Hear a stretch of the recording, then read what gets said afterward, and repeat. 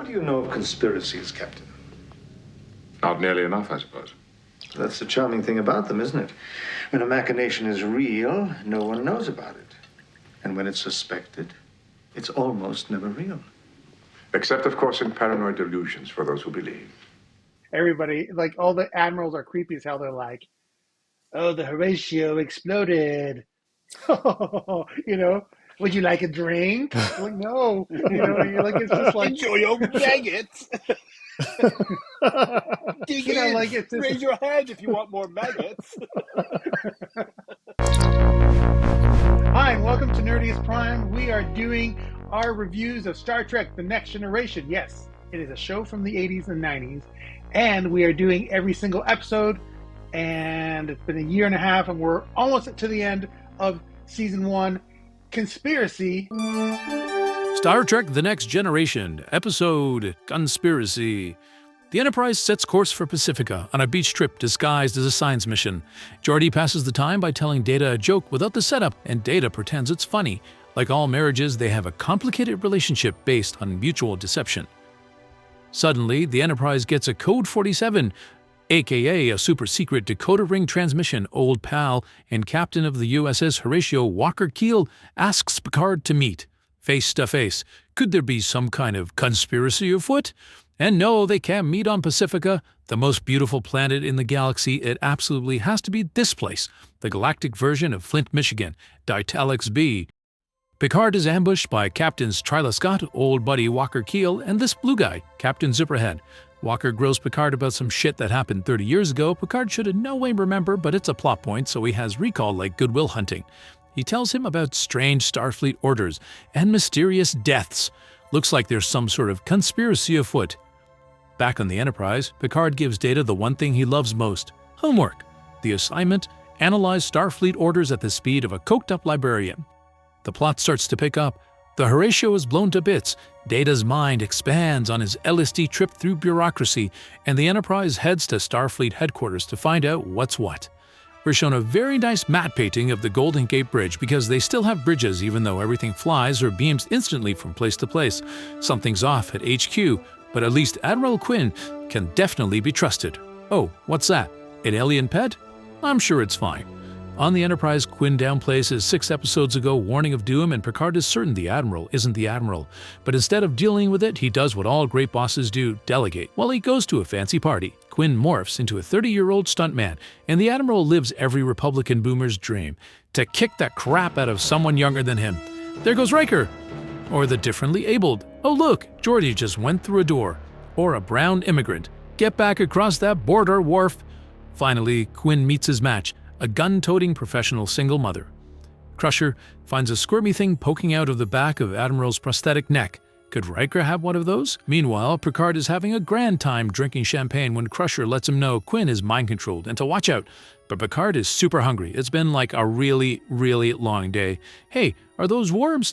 You bet. Picard tries to leave and hits a Riker wall. He's one of them now. Or is he? Subterfuge! Lasers are flying all over the place, and we're treated to a pulse-pounding foot chase complete with dodges and shooting people in the back. The alien bugs, like the ones from Wrath of Khan but are definitely not the same for some reason, crawl out of their human meat sacks into a Starfleet issue throne room. In a dramatic twist, Remmick reveals himself to be Queen of the Purple Bugs and takes them back into his body from whence they came.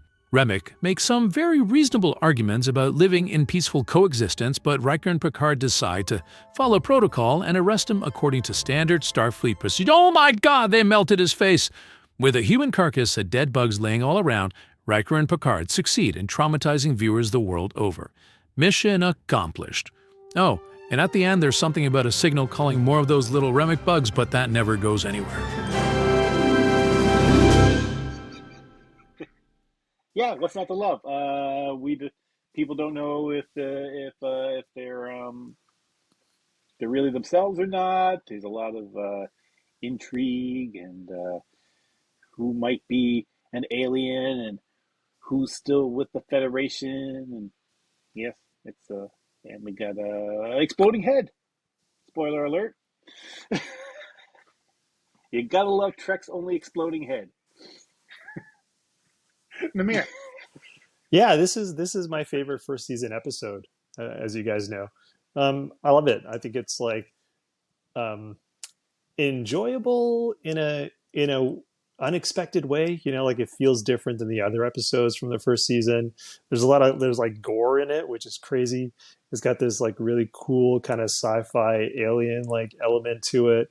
I like everything about this episode. There are parts of it obviously that don't make a lot of sense, but I like it because it's different. Like it does things differently. It really stands out across the first season. And there's a couple of other episodes in the show that are like it. I can't remember what it's called, but there's one episode later on where all the crew members start turning into animals. It's the one where Barkley turns into the spider, and then there's that. He plops himself season against. 7. Yeah, there you go.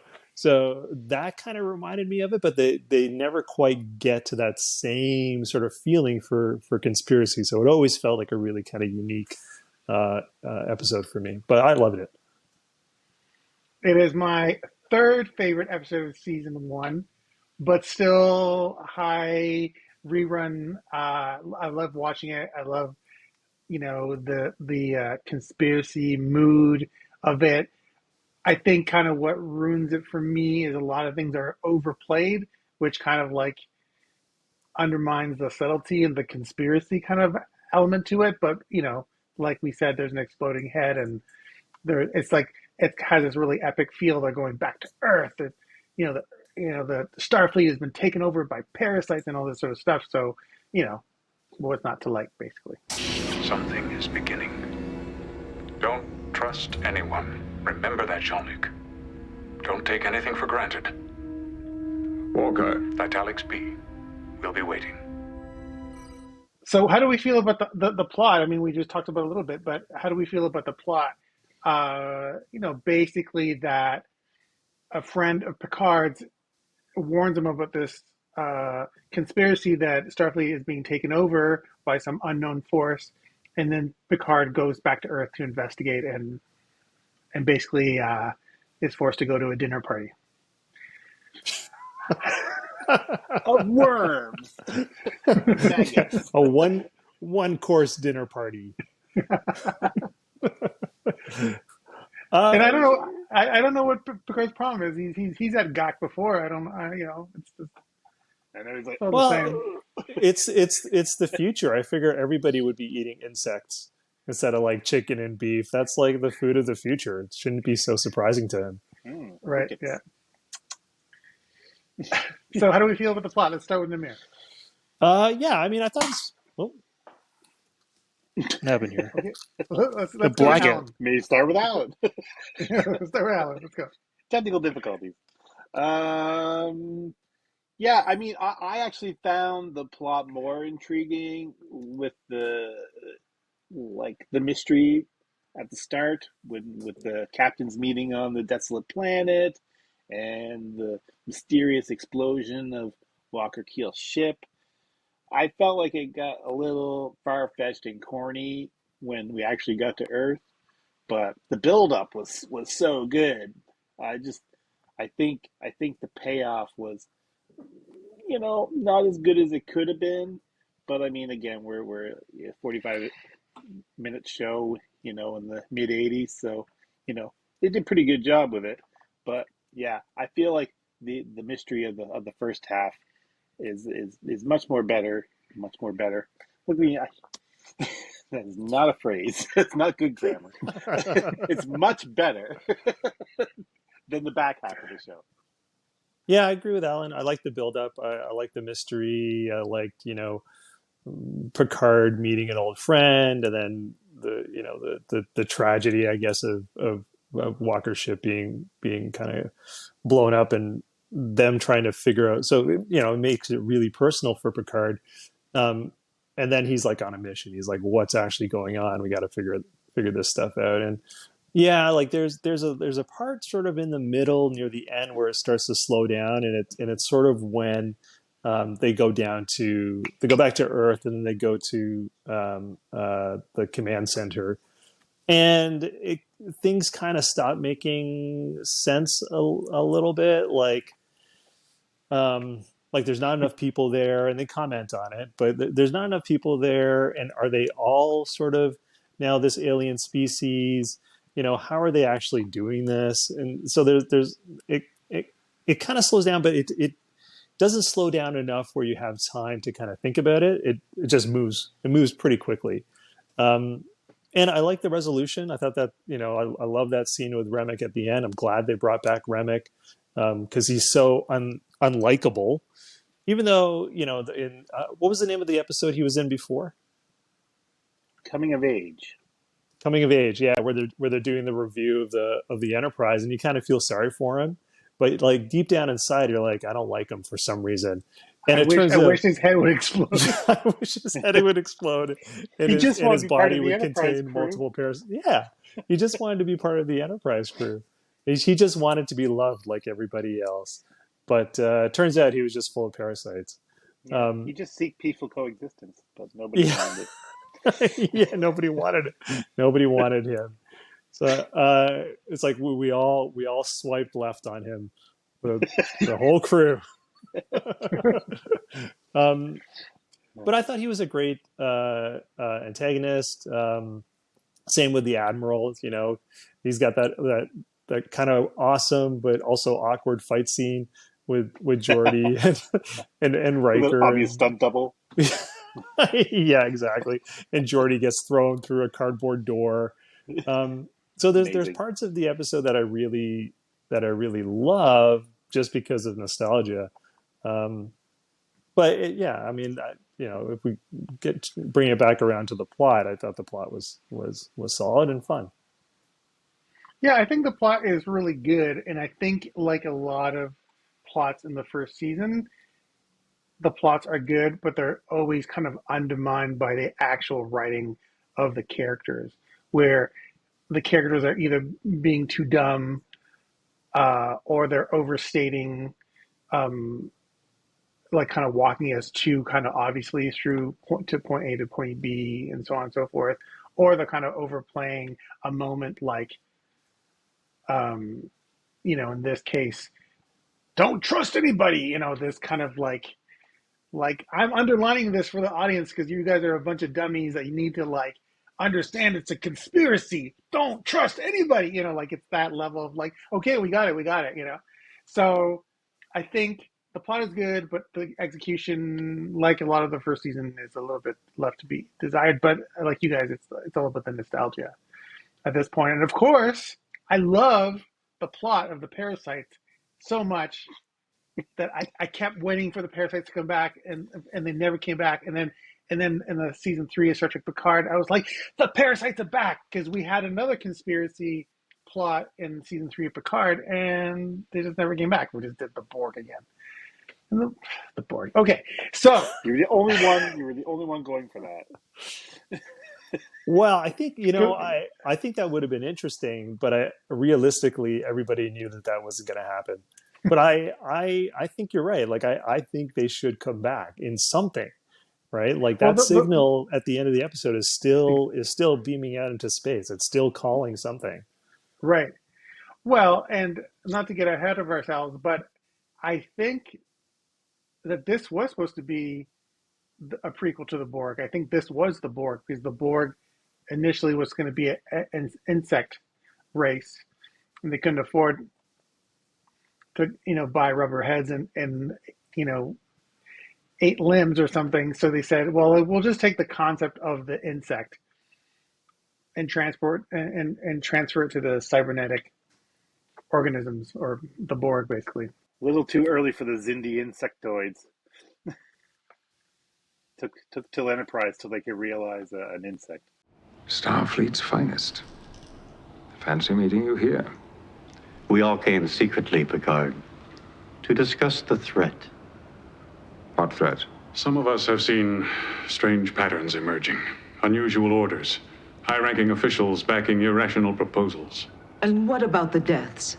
McKinney, Ryan Sipe, Una Karaplides. All dead. So the story starts, and then just watching it today, Keel says to Picard to come down alone, and Picard tells everybody there's going to be no log, no record. He tells Riker, I'm going down by myself. And I was like thinking to myself, wow, that's a lot of trust, because if they were parasites, like they could have been the parasites. Keel and Scott and Ricks, whatever the other guy. Drix. I think it's Ricks. Drix. What? What's his name? Ricks. Ricks. Yeah, if they could have been the parasites, and they would have just like put a parasite in Picard and shipped them back up, and that would have been the end of the Enterprise. But they didn't. and I think what kind of was weird to me was, again, and this is in sort of the directing of the episode, that they kind of played that whole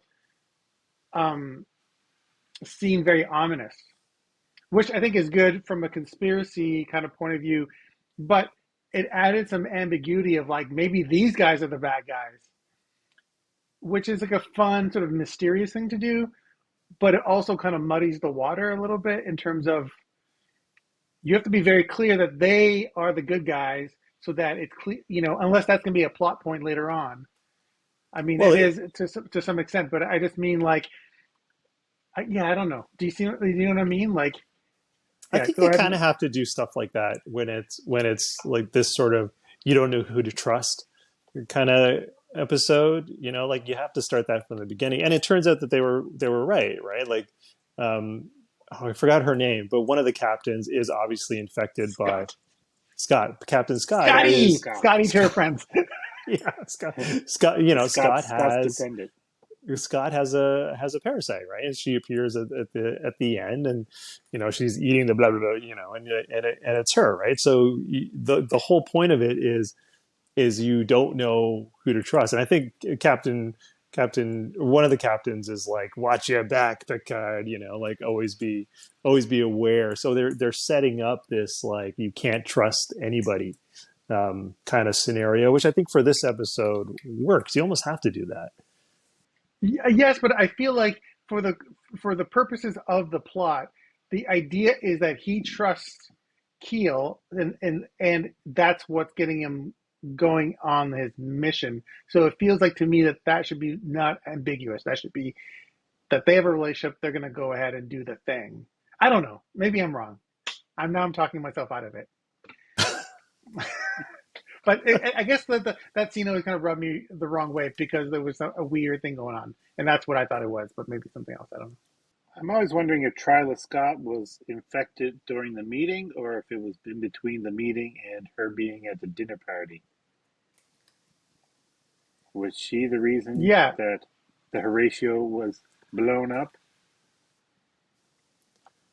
I think that's the implication. That was always my assumption, that she was already infected and she knew what was happening. I feel like that's a plot hole because they were being so careful with Picard of like asking him like all these memory questions. So you assume that they would have done that to each other down on the planet, the three of them, before Picard showed up. And so if she was able to answer all the questions, then the memory question thing doesn't work anymore.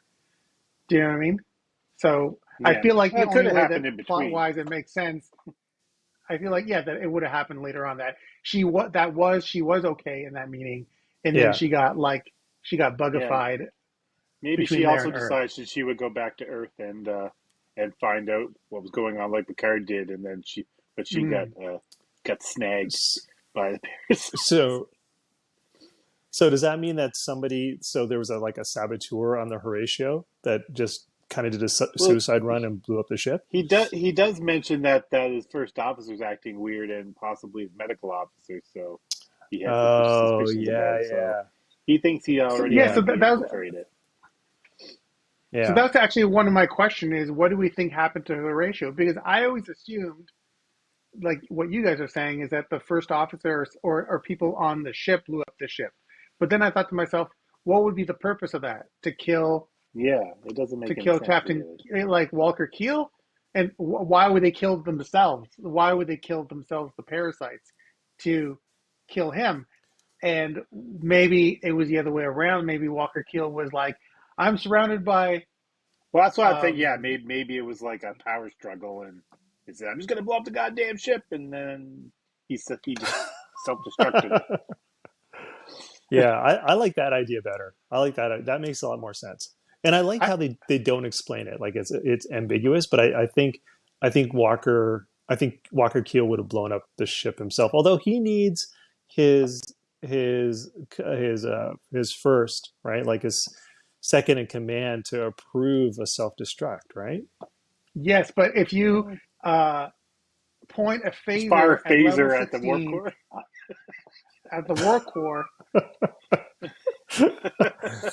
Yeah, maybe. and Maybe. the other thing is you can circumvent the first officer because, not to get too nerdy here, but in Star Trek 3, Spock isn't around, so it's Scotty and Chekhov that do the self destruct with Kirk. So I don't know how that works. That they would possibly be able to say to the computer, okay, the first officer is compromised, but the engineer could like do the whatever Hmm. the seconding of the self destruct thing. Yeah. So maybe there was actually like a not quite a mutiny, but like almost like a civil war on the Horatio, and it just resulted in the ship blowing up.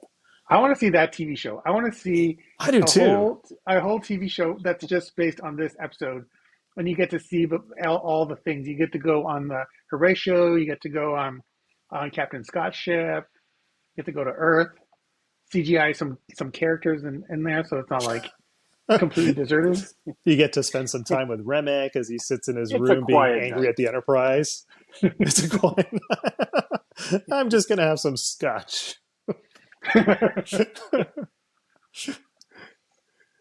Well, that's what actually So Remmick does says. He anybody? says he says it's a quiet night. That's why there's nobody around. Oh, right, right. I don't believe him for a second. So I don't understand. yeah, go ahead, Alan. Oh no, I mean, when it comes to the plot too, I don't understand why there's all this song and dance when Picard beams down. Why don't they just snag him and ram a parasite in his throat? So the guy staggers to his feet and goes back to the girl, right? Well, she smiles, looks him straight in the eye, and says, "Just try that in hyperspace."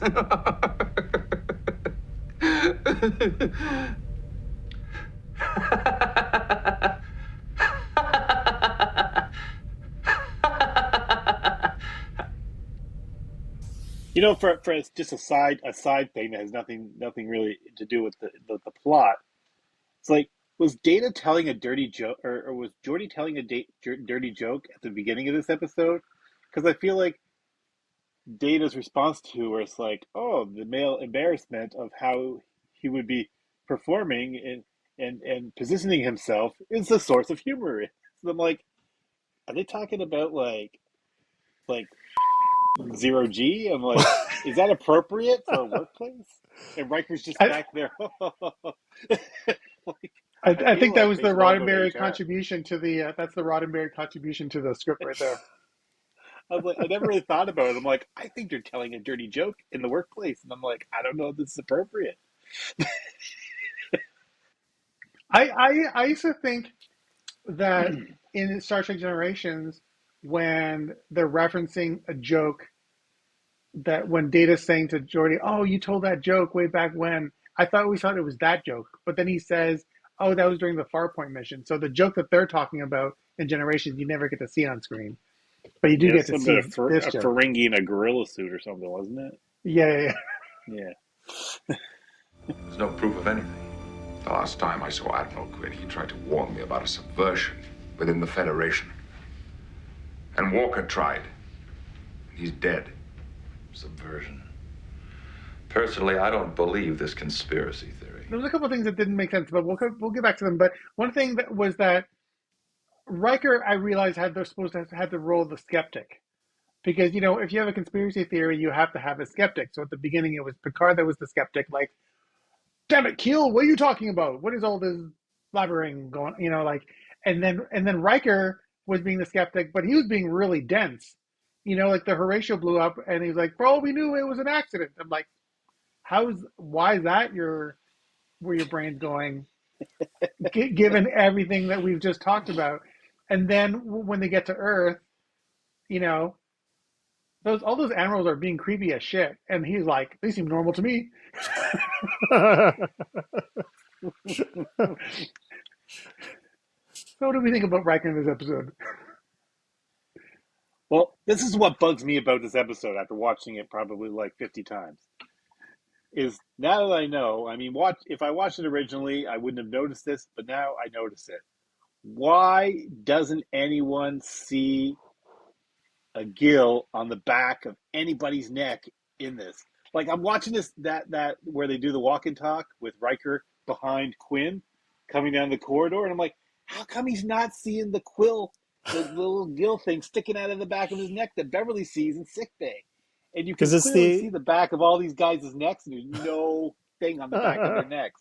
And I'm like, why bring that up if you're not gonna show it, or make it something that it's actually in their hair, but being on the back of the neck, like Riker's walking, he's looking at the back of his head. I'm like, oh geez, you got something sticking out of the back of your neck, and it never happens. So I don't get the gill thing. It's the '80s. They've all got the like a mullet. It just No, but happens to time perfectly.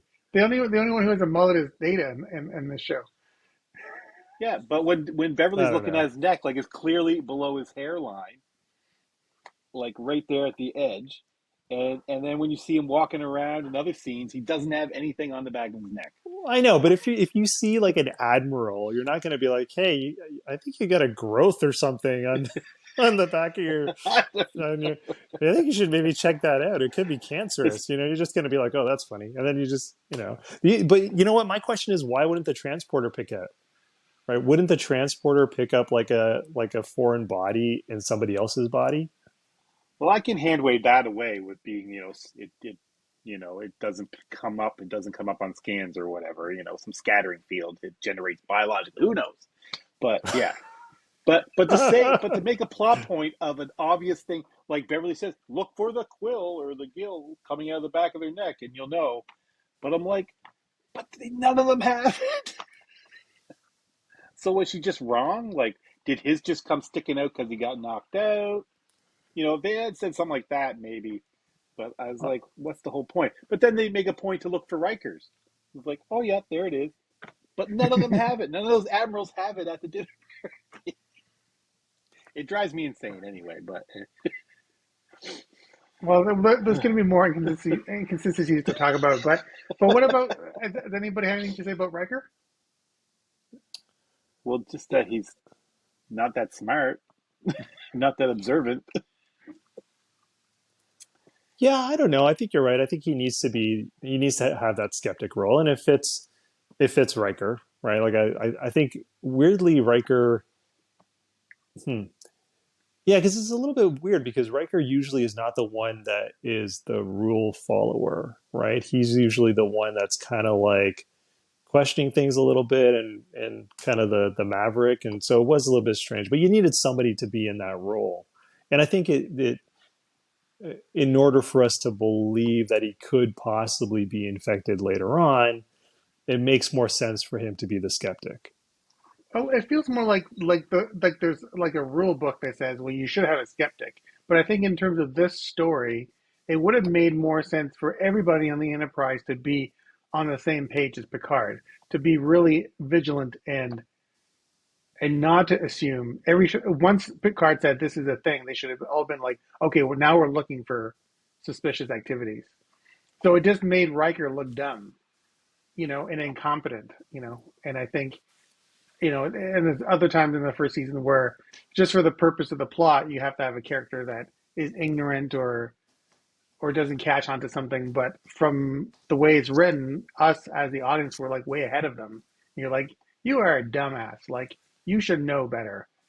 You're supposed to be a highly decorated Starfleet officer. I'm confused as to why they didn't put Data to more use in this. He seems to be the obvious one that wouldn't be able to be compromised. So it's like, send him down to Earth to meet with the admirals. It's like they can't send him back with a parasite. Yeah, exactly. Yeah, exactly. Well, I It's think like, they you know, didn't we'll just they get ask you to do some internet specifically searches. for One at a time, guys. Lemire. but didn't they ask specifically for Picard and Riker to beam down? Yeah. Yes.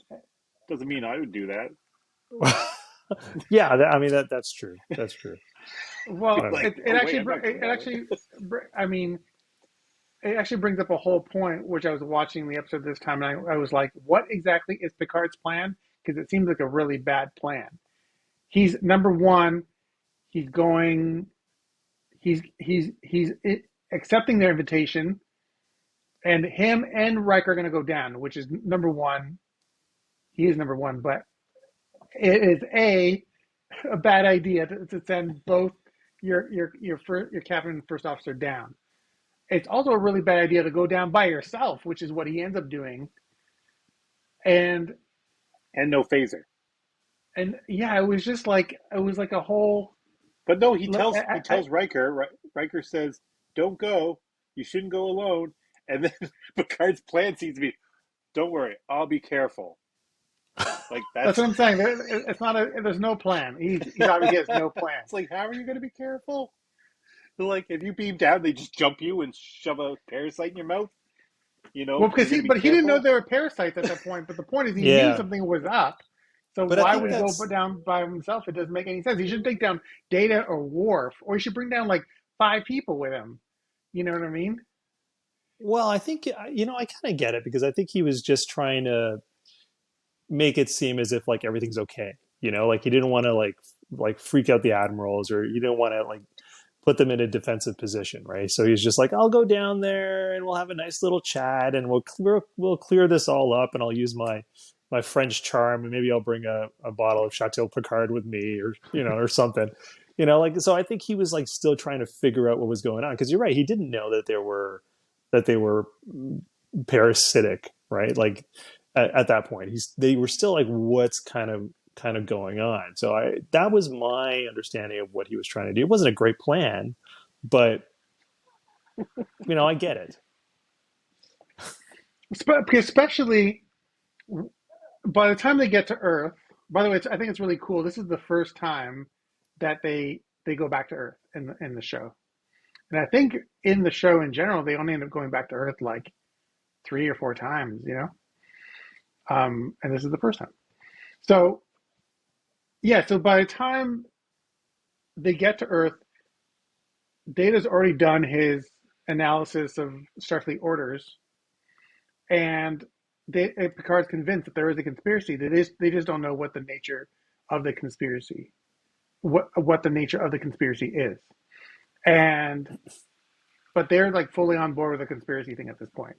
And then when Admiral Quinn comes on board, Picard's like, "Oh, that's not Gary Quinn."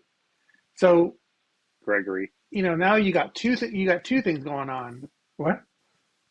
It's Gregory, not Gary.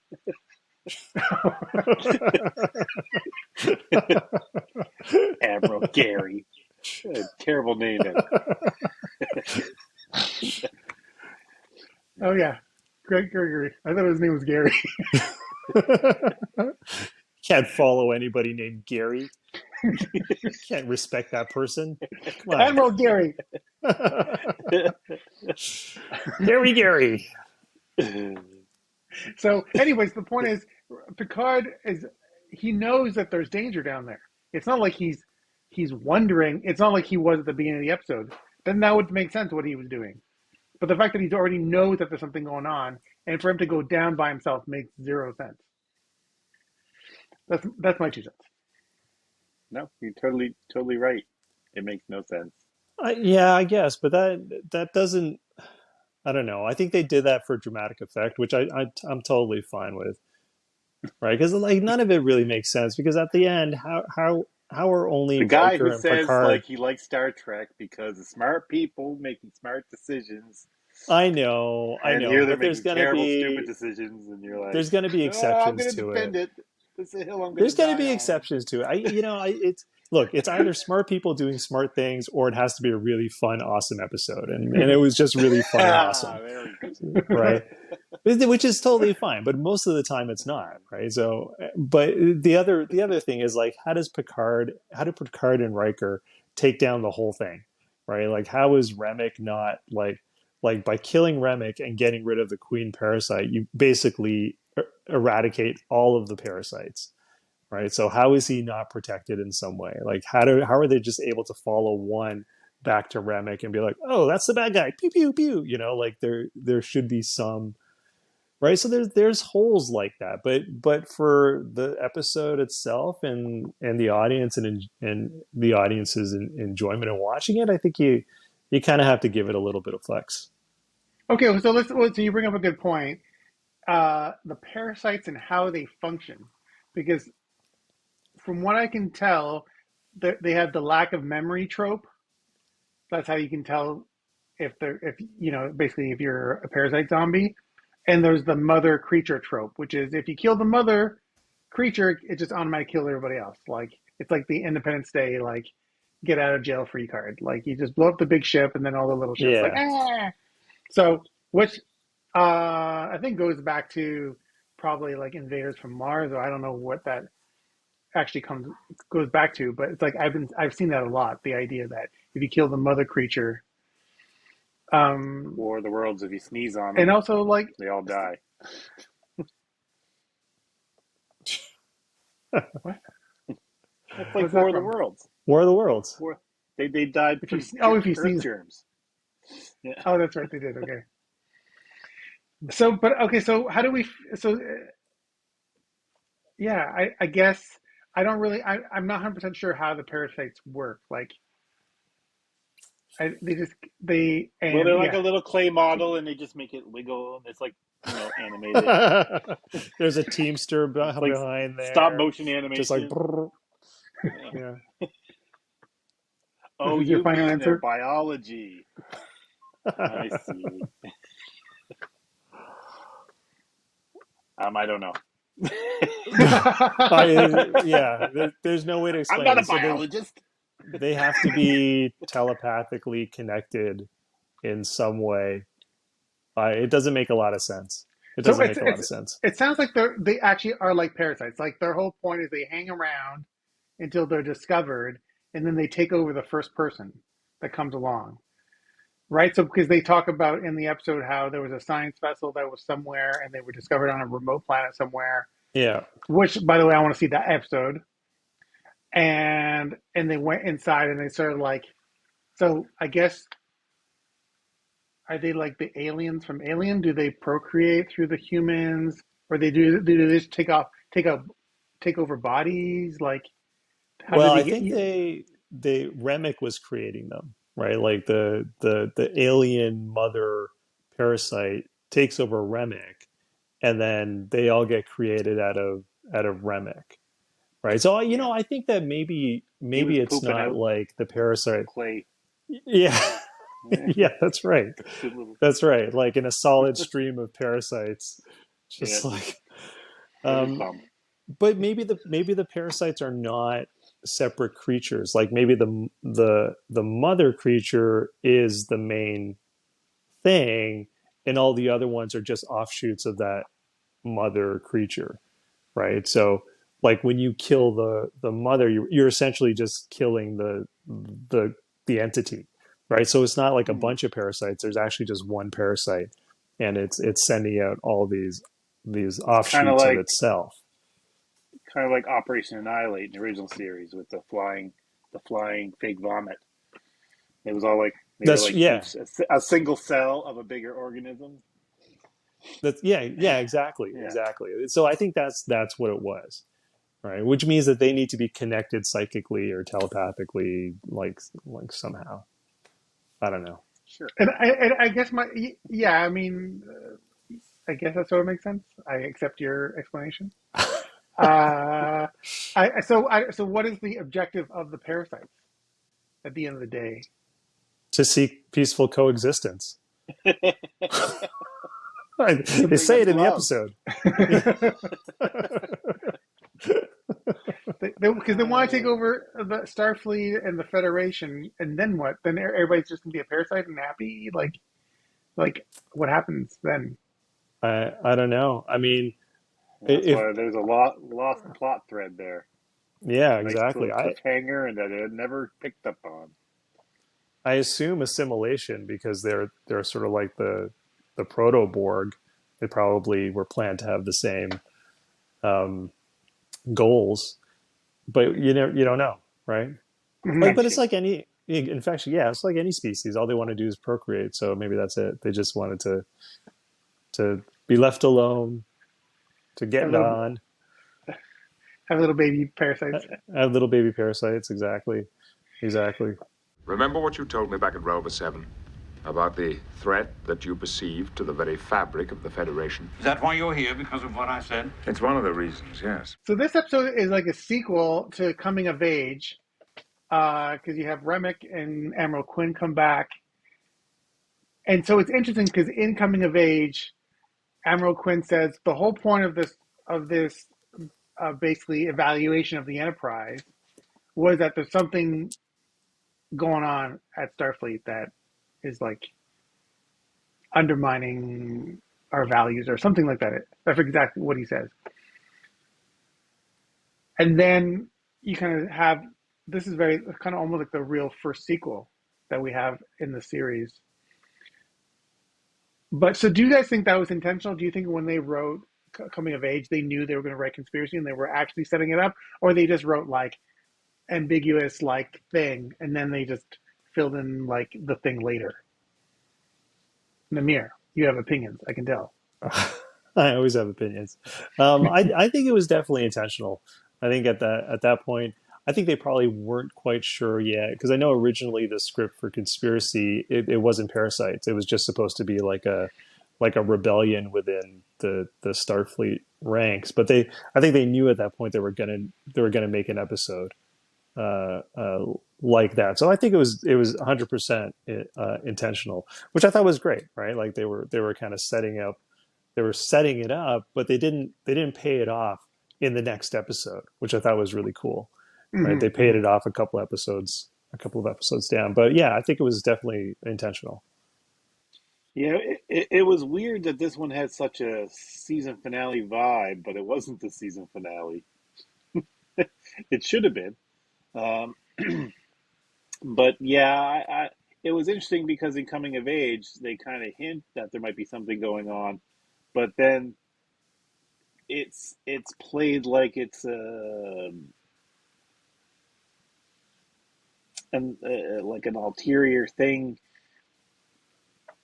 to get Picard on board with being the Starfleet Academy Commandant. So when you watch Coming of Age, it almost feels like it's just a test for Picard. There's no hidden agenda, no actual investigation into a possible conspiracy. It's just kind of feeling out Picard to see if he's fit for this role, and then it's kind of like, oh well, we were just kind of tricking you to see if you were a good dude, and we got a great job to offer you, and then he politely declines, and then you never really think about it again until Conspiracy comes along. I think, oh, maybe they were really talking about something, and he wanted to actually place his allies in positions of power, strategically, in anticipation of a confrontation with this, you know, evil force. So yeah, I don't know if I think they probably just revamped Conspiracy to connect to that, when they realized there's an opportunity there. But it's great. It's nice to see that kind of continuity Mm-hmm. in Star Trek. Yeah, because it's probably some of the earliest examples in Star Trek of continuity. Where they pick up on a plot thread. Yeah, Yeah. and go ahead. No, go ahead. I'm just gonna move on to the next thing. So Oh, okay. So my only question is at that point does Remmick have a parasite in Coming of Age? I think the way that he behaves, I would say no. But I think also looking back retroactively from Conspiracy, I don't feel like It feels like this had been going on longer than just a couple months. Yeah, So like I think I agree. Like just looking back at his character and the way he behaves, I would say no. But in terms of the two episodes together, he would have to, right? Because if he's the very first, I think he would be. If he's the very first Star Trek officer infected, then at that point he would be infected, right? Because Quinn is like, there's something going on, right? So he in coming of age, he's walking around with a parasite or multiple parasites in him. Yeah, that's what I would think too. If they are suspecting something in coming of age, it would already be emotion, and then if he is the mother creature, then he would already be Yeah, infected. But he acts, yeah, but he acts so much differently. So well, I don't he know. does. He I he just kind of I had a bit of cordialness to him. When he meets Picard at Starfleet headquarters. So maybe he could fake it in coming of age, being the way he was. for some reason I was just thinking as you guys were talking about, I was just thinking of looking at like it's an STD. Like Remmick and Quinn decide to step on Rise on the way home after that episode. For a little R&R. R&R, and he caught something, and he brought it to Starfleet. And Remmick's like, it was totally worth it. Yeah, because I was just thinking that in theory there could have been people that were infected, including the mother creature running around, and then they were trying to figure it out, and then Remmick and Quinn would have been their targets because they would have been the ones onto them. So maybe they transferred the mother creature over to Remmick. Do you know what I mean? Mm. While they infected Quinn, Oh yeah, theoretically possible. Anything's yeah. possible. The point is that there's so many unanswered questions that we need more episodes to explain it. Yes, we need a whole show. We need a show. Well, and so in conspiracies is interesting because I'm thinking about what you had mentioned. What is something funny? Did I miss something funny? No, I was just laughing at Alan Okay. deriding the need for a new show to explain all of this. Yes, I don't. Oh I don't feel a need for it, but anyway. no! Aw, Alan. No, they should definitely bring it back. It's interesting that you should mention the Horatio. It's one of the subjects I wanted to discuss. Really? Has the cause of her destruction been ascertained? Absolutely. Implosion. Due to the extreme negligence of her captain. Enjoy, Picard. I believe you'll find it an excellent aperitif. Namir, you were talking about how originally the show was supposed to be like just a regular conspiracy. It didn't have anything to do with parasites. And that Gene Roddenberry objected to that. And then he said, well, in the future, everybody's cool, so there wouldn't be that level of like a corruption possible. And therefore they made it a parasitic infection. And it's interesting because a few years later they did Star Trek 6 that had another conspiracy, and Roddenberry objected to that, and everybody just ignored him, and they just decided to do it anyways. Whenever I think of conspiracy, I also think of Star Trek 6 because there's like a little bit of a parallel there. But also, I think they do the conspiracy in Starfleet episode way better in Deep Space Nine, where it's the changelings at Starfleet Command, and there's a two-parter where Cisco goes back to Earth, and it's really fantastic. I mean, I love this episode. I would never like trade this episode for another episode, but I feel like those Deep Space Nine episodes do it better. They did, yeah. I have nothing to contribute to this question.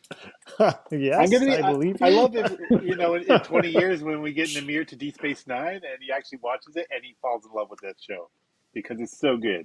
I don't know. I can't believe you've never watched the whole thing.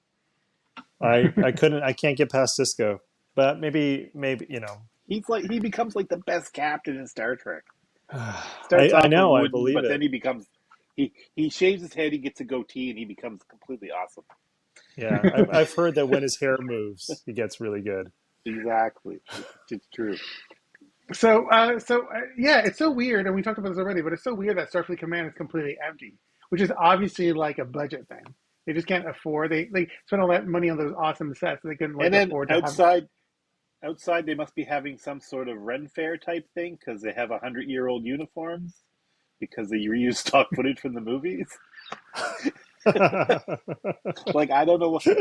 Like it's really obvious in HD now. It's like, oh, they're all going in movie. All these people are in movie era uniforms that are milling about outside Starfleet headquarters.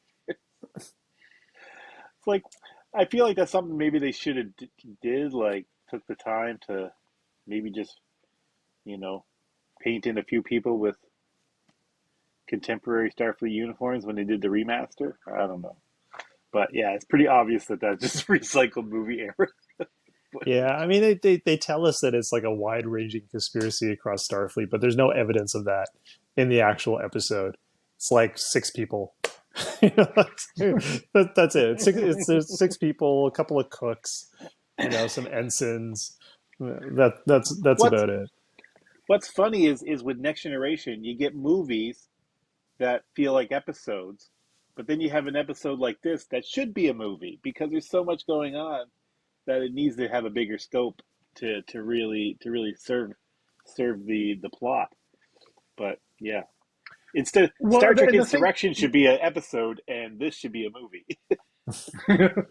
Agreed. Yeah, but you know what? It just doesn't make sense. I understand that they did it for budgetary reasons, and it does add a certain like eeriness to the scenes on Earth, but it just doesn't make sense, like on a gut level. And I go, what's the whole point of taking the Enterprise all the way back to Earth, all the way back to Starfleet, if you can't afford some extras to like sell it to me, Then don't go to Earth. Like do something else. Like, do you know what I mean? They put all that effort in the writing to get to Earth, and then it doesn't deliver. Like when they went to Farpoint, it was crowded. There was like a whole mall full of people, So I would have liked to seen some like outer space stuff. Like the Enterprise really did nothing too. Like it would have been cool if there was like some compromised Starfleet ships that confronted the Enterprise in orbit of Earth or something, but they just kind of sit there. It's like nothing's going on at Earth. We're just gonna sit here and wait for Picard to go have his chat. Yeah, that would have made it a bit more exciting. They almost didn't even need I don't think they actually needed to go back to Earth or go to the Starbase. They could have had this episode entirely on the Enterprise with Quinn, and maybe Remmick comes back with Quinn, and maybe they're trying to take over the Enterprise. I think it would have made it a little bit more immediate, and then you could include other characters, maybe a couple of them get infected, and then you run into like a mutiny civil war type situation. Like presumably happened on the Horatio. I think that would have made I love the episode, but like that space, the command base thing never made sense to me. It's called Starfleet Command. Yeah. So now we can go to my point that I don't understand why they just didn't shove a parasite in him as soon as he beamed down, and then send him back to the Enterprise. Like that would have been game over. But they had this like cordial chat. They have a little champagne. Picard seems hesitant to drink his, but then he does drink it, and I'm like, why would you drink that? Like that could be like knockout juice or something, and they're going to shove a parasite into you. I don't know. None of that stuff made any sense. Yeah, it's true. It didn't make any sense, and it's like another example of the writing where everything gets overplayed. Everybody, like all the admirals are creepy as hell. They're like, "Oh, the Horatio exploded." Would you like a drink? Like, no. You're like, it's just like enjoy your maggots.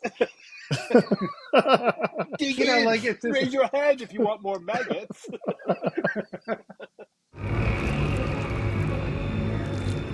Oh, do eat up, Picard. Raise your hand if you want seconds. It's all done like very theatrically, Yeah. It's kind of like an 80s way of doing things, though, right? Like it's like a very 80s style of television. It's an 80s TV Star Trek, the Next Generation way of doing things. Yes. and that Vulcan admiral must have had the weakest neck pinch ever, because it takes him forever to try to get Riker knocked out, and one Picard's like trying to shoot him, and he's like neck pinching Riker. Riker like, He's like, I'm I like, haven't done this in if so Spock, long. yeah, if Spock neck pinched someone, they just like immediately fell over. But Riker took Well, he was like pinched Spock's him for like 5 to 10 seconds, and Spock's he had a didn't lot of knock him. practice. Spock neck pinches somebody like almost every episode. Every time they're on a Maybe that's mission, he's it. like, boom, boom, boom, neck pinch. Or the parasite just didn't know how to do a neck pinch right. Maybe, I don't know. Yeah, But Yeah, it it took a also really it long doesn't time. make sense for a parasite to do it because a parasite isn't a Vulcan. So, right? A parasite would He would know have how no to memory. He would have no would know memory how of to being a do Vulcan. a neck pinch. but I think they would have memories of like skill sets, right? Like, Maybe you they can know, access that part of the brain, but not the memory part. This is what we call a plot hole. Oh, we could fly a whole starship to the plot holes in this. yeah, I guess so. Because they know how to like shoot a phaser. They're not like pointing the phaser at themselves and going, oh, what does this button do? You know, like They know English. they know. Yeah, they know English. Well, maybe it's the universal translator. They don't know. Maybe they're speaking parasite. And it's like, eat your words. Okay, so But I did. so what? You got something else? Well, no. Again, I don't understand what they're trying to do with Picard. Like, are they trying to convince him that they're aliens? Because why serve him a bunch of maggots? Like, why not serve him a salad and a steak or something? Like, if they're trying to trick him into something and fool him, they just really they're not doing a good job of it. I'm like, oh They yeah, have we a all flair started. for the dramatic. It's something that both species share is a love of theater. Ugh, Hmm. that And dinner whole scene parties. didn't make any sense. Okay, so let's talk about like the best action sequence in Star Trek: The Next Generation. There's two amazing action sequences in TNG. One is this one. The other one is the Data, or sorry, the Lore Worf fight in Daylor. So I remember, like, I think one of the reasons that there's there's many reasons why this is one of my favorite episodes, but two of those reasons is Remmick's head blowing up, and the other one is Geordi being thrown through a door, which never happens again. Nothing like that in terms of action ever happens again, and it's like amazing. I love it every time. How do we feel?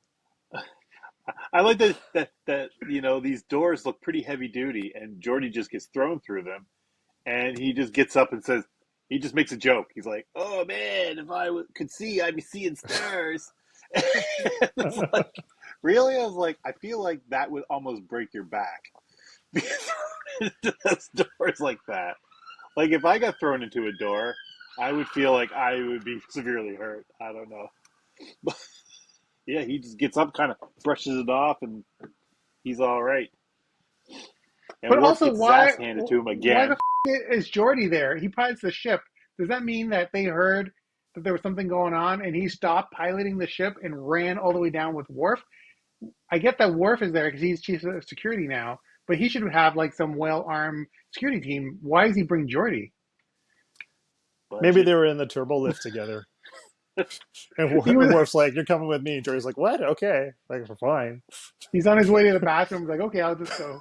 I'm sure it'll be fine. I'm sure it's nothing. And then he gets thrown into a door. Yeah, Like, that's the last Quinn time really I go to the cleans house bathroom. I'm gonna hold it next time. on our Quinn cleans house on the guys in the cast. And he I knocks know. out I love Riker, and then the. he knocks out Worf, and then he knocks out Geordi, and then Crusher walks in and just takes him down. I'm like, that's Just great. zaps him.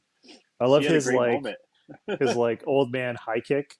He does like that super high kick when he's fighting Riker. Yeah, And you're like, whoa. Very obvious stunt man. And when watching in He's so HD, spry. it's so obvious. I mean, already when it wasn't in HD, when it was in standard def, you could tell that they were the stuntmen. But now it's like night and day. It's Kind clearly of not the like, same guy. yeah, Yeah. that's clearly not the guy who's. That's like a young guy in old man makeup, but like bad old man makeup. And that guy doesn't just even a look white wig. like Riker at all.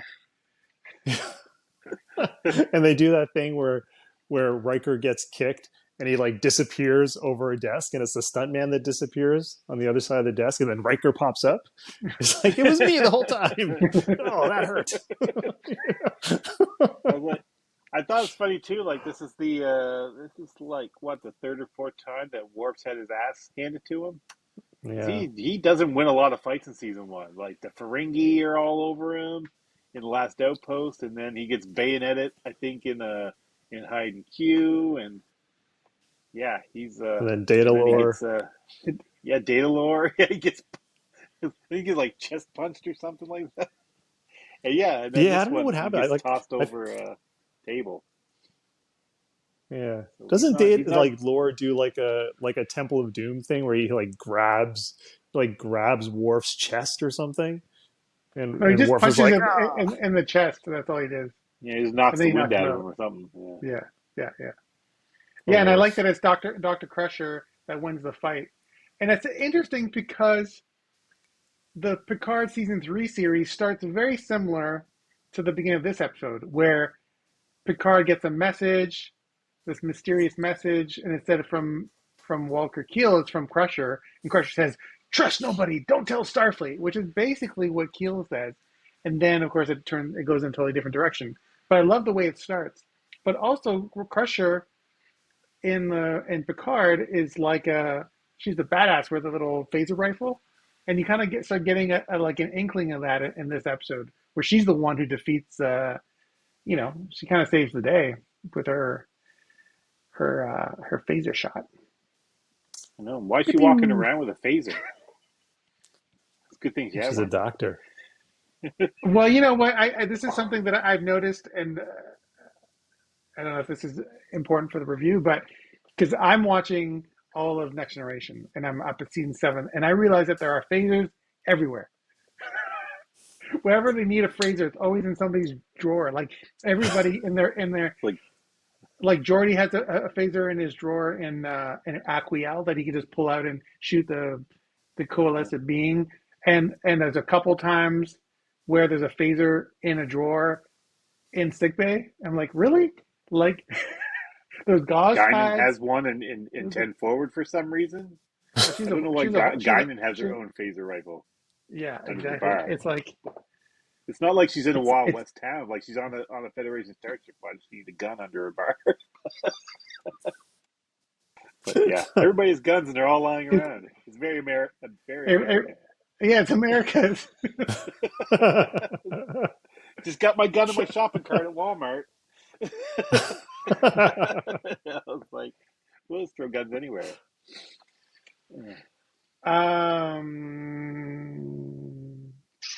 Okay, I think we're at the best part of the episode where Remmick gets his head blown off.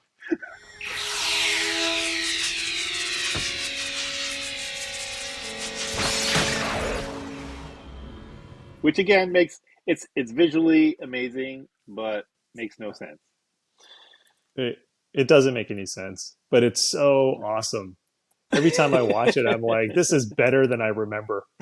Because the last time I watched it, I thought his head exploded, but it doesn't. It just like it disintegrates in layers, and then it explodes. Yep. You're like, oh my god, how did they do that? How did they put that on TV? Cable TV, network TV. But the best part is afterwards, after he's exploded, then you can see like the chest cavity and the spinal cord exposed, like the whole inside of the man's body exposed. And this is Parasite in the mirror. Oh my god! Oh my god! So I forgot what I was saying, but yes. No, you're anyway, right. Like, it's not just the head. Yeah, we're still talking about. No, you go. Yeah, it's like it's a bag of meat. I think they exploded a bag of meat or something. But anyway. I watched it in slow. I watched it in slow motion, and you can see that it's ground beef. Ding, ding, ding, ding. And you're like, that is not what the inside of somebody's head looks like. Well, brains kind of look like ground beef, don't they? No. I guess you have to have some to know what they look like. Oh. Ha ha ha ha.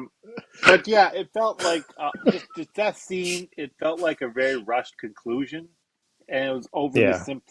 simplistic. Like it seemed like anybody could have walked in there and ended this. Like it didn't take Picard and Riker and their intelligence or their skill set to end this plot. Like anyone could have walked apparently into this unlocked room and just shot this mother creature. But the fact that say that the creature gets up and or Remmick gets up and says, "We seek peaceful coexistence," and the whole scene, Riker and Picard don't say a word. And it's like, why don't you negotiate with? Like, it seemed very out of character. Like, you didn't negotiate with them. You didn't have a discussion to discuss, what their terms were, what their intentions were. Are you trying to actually, is there some sort of peace overture here happening? They didn't Yeah, question it at because all. They just decided that he was evil. The tone he was saying we could seek peaceful coexistence sounded kind of nefarious. So it's like he's obviously evil. Let's blow his head off. And they don't even say a word about it. Like the Riker and Picard, they don't talk to each other about it. They don't talk to Remmick. They just quietly decide that he needs to die, and it seemed Yeah. very un-Picard. Like, I where's think the they just diplomatic wanted Star to. Trek solution? I think they just wanted to kill Remmick. I think they were like, "This is our chance. We don't like this guy." imagine if they would have exploded, but it wasn't. He wasn't like a parasite. He was just like a guy. Like, He oh, was just doing his job. Oh shit! he was just hungry. Yeah. And they're like, "We need some parasites to plant on his dead body." Sprinkle some parasites on it. Sprinkle some parasites. Open and shut case, Johnson. Plant a phaser there. Yeah, exactly. Yeah, they just wanted to blow his head up. But it was funny because I don't know where the inspiration for that came from because I think the original kind of inspiration of Star Trek going back to the '60s was sort of this kind of horror, going back to like gore, alien horror in space. Like there was a lot of creepiness going on, the weird stuff going on in the original series. Um, and so there's always been an element of that in Star Trek. And so for there to be that, and there to be gore to some degree, and this, especially after like in Star Trek Two, where you got the parasites going inside the ear and all this kind of stuff. It's like it all kind of made sense, and then they kind of took it one step further. It's like somebody on the staff said, "And what if we blow up his head?" And they go, "Yeah, yeah, they do that all the time on in movies or something." And they just kind of decided to let's just try this. And then when they did it, they all kind of watched and were like, "Oh, I think we went too far. Let's not ever do that ever again."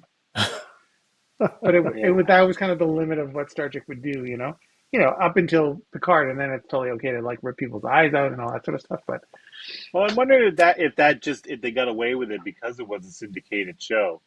Like they didn't have a network censor to really put the kibosh on it. Because I know it got banned in the UK. Like it took like a decade or so before they aired that episode in the UK. But yeah, for some reason it got broadcast on American TV. But again, maybe that's a loophole that comes with being a syndicated show. So I feel like a network well, would have like apparently, said no. apparently they got it stirred up some controversy like within the fans. Like they got like Oh, fan no doubt. letters or whatever going like, "What the hell is this? It's supposed to be a family show. My kids are traumatized now," or whatever. Hmm. So, I don't know. I wasn't traumatized when I first saw it. I was like, "This is so awesome." so did you watch this? Did you watch this as a kid? I did, yeah, when it first came out. Yeah. And so I wasn't expecting it. And then I remember looking over at my dad, and my dad's like, "Oh," and I'm like, "Yeah, this is so great, the best episode ever." Yeah, because I think I saw it much later. Like I was an adult by the time I saw it. I did watch the first season or some of the first season. Like I saw Coming of Age when it came out, first run. But I wasn't a Star Trek fan at that point, so I wasn't watching Star Trek consistently. But I know that Alan, you didn't Yeah, get into Star Trek until the '90s, so it was it was like late season 5. I started watching it like regularly with my dad. I feel like after that, so that was probably what 91 or so, 91, 92, 91. That would have been '92. like 10 or 11, and I think I started seeing the earlier ones, like season 1 episodes. They were like on after school. Like I came home and because I'd be at my grandmother's place after school, and they'd be on like 4 p.m. or something on TV. So I was catching like, but I don't know when I saw Conspiracy for the first time. I just know that's where I caught up most of the earlier ones was after school.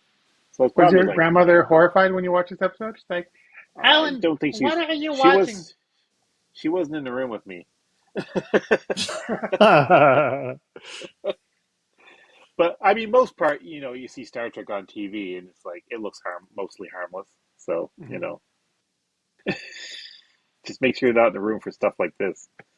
Yeah, because it's still graphic compared to television even today, right? It's not like it hasn't changed with age. It's still like really explicit, Yeah, you right? don't blow people's heads off on network TV still.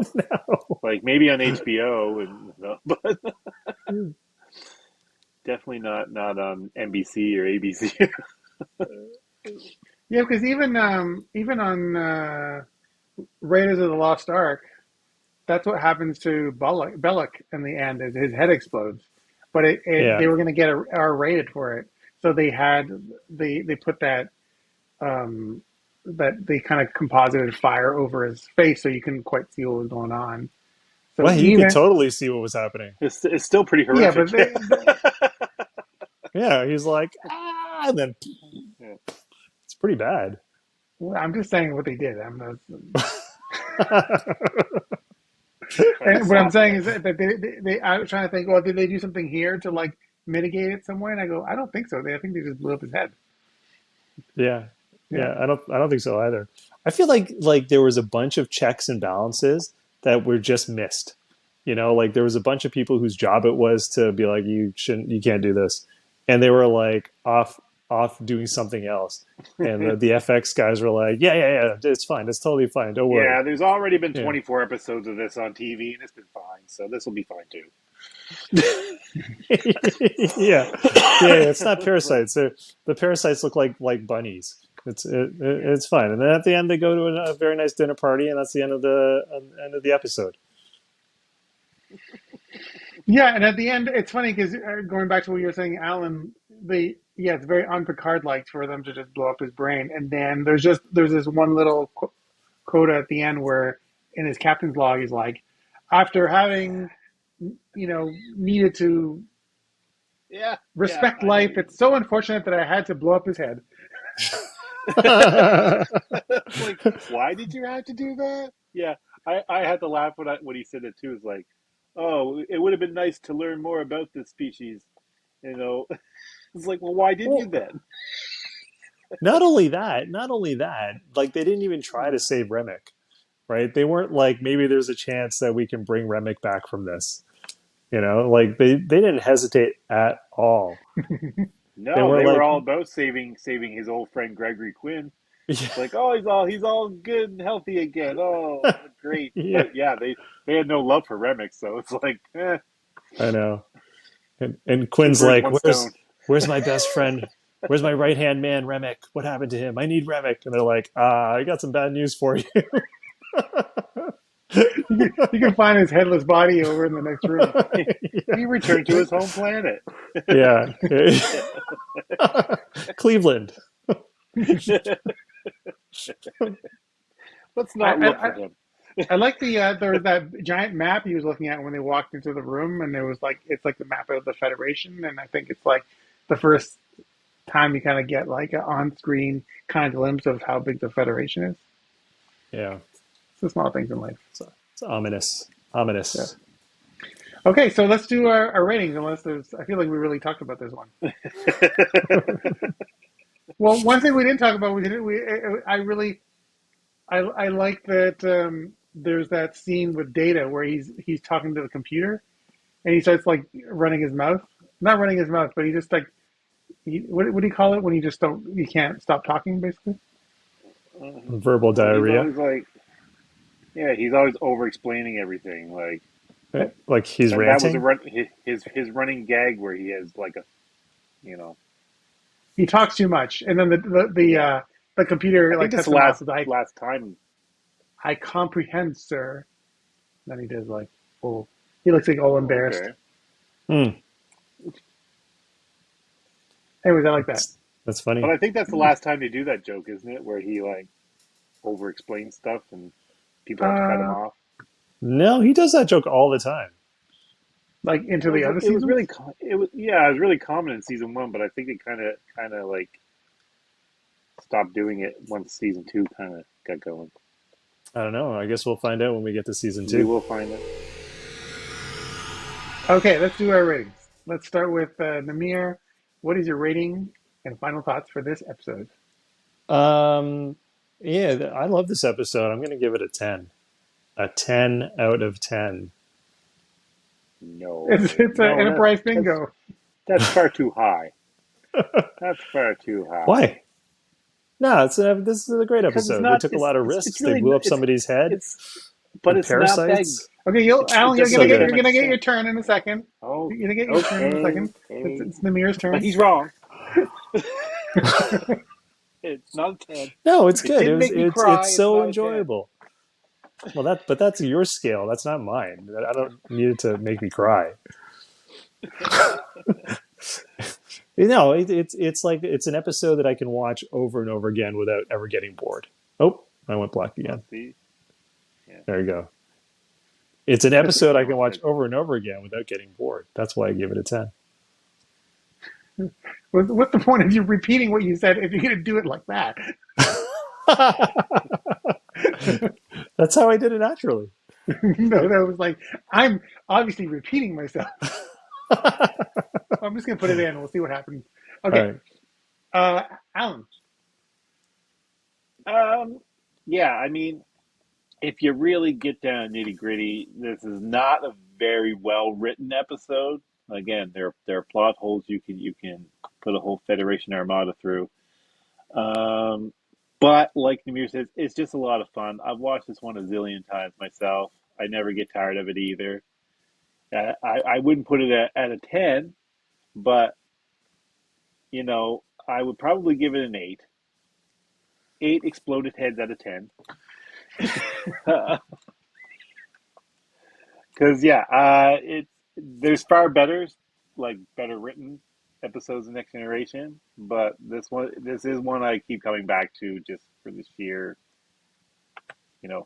craziness and offbeat nature of the plot, because you really don't see this anywhere else in the series, and it is a lot of fun to watch. So yeah, it gets a high mark, but not a perfect score for sure, because it could have been better written and better plotted, but it's still a fun ride. I also give it an 8 out of 10. I enjoy this episode very much. It's my third favorite episode of season 1. There's lots to like here. I love a good conspiracy story. I like that we go back to Earth. I love the epic nature of the episode. I love that fight with Admiral Quinn, who's like taking everybody out left, right, and center. And of course, I love the exploding head at the end. It's what makes this episode stand one exploded head above all the others. And yeah, that's it.